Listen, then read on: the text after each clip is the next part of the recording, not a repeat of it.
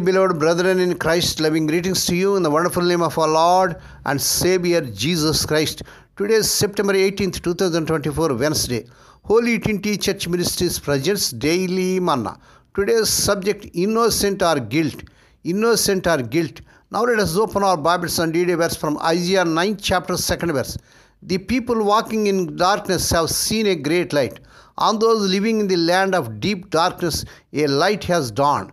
May God add His blessings through the reading of His precious word.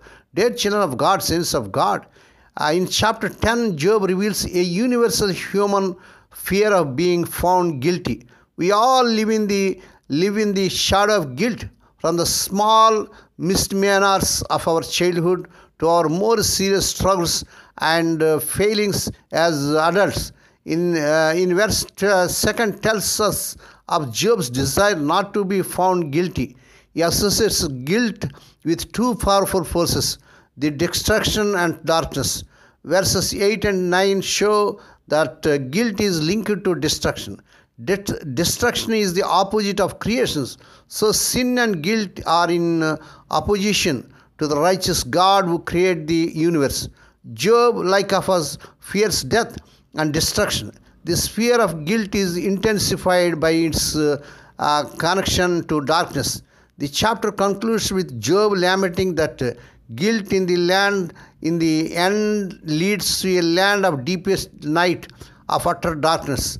Job 10th chapter 22nd verse. The word for utter darkness used here is rarely used in the Bible outside the book of Job. You may be familiar with it in Psalms 23rd chapter 4th, when David talks of the darkest valley. In Amos 5th chapter 8th, the same word is used to describe the creative process as God turns midnight into dawn. Lastly, it is used in the prophecy in Isaiah 9 chapter 2nd, on those living in the land of deep darkness, a light has dawned. Praise God. Job is wrestling with his guilt, fearing it will lead to the land of utter darkness. We know that Lord Jesus came to fulfill the prophecy in Isaiah. He came to bring the presence of God into the darkest valley, to assure in a new dawn, and to reach those held by guilt in the land of deep darkness. Lord Jesus did this by declaring us innocent, not through successful defending our case, but by taking our guilt upon Himself on the cross. Take a moment to think about the things you feel guilt about.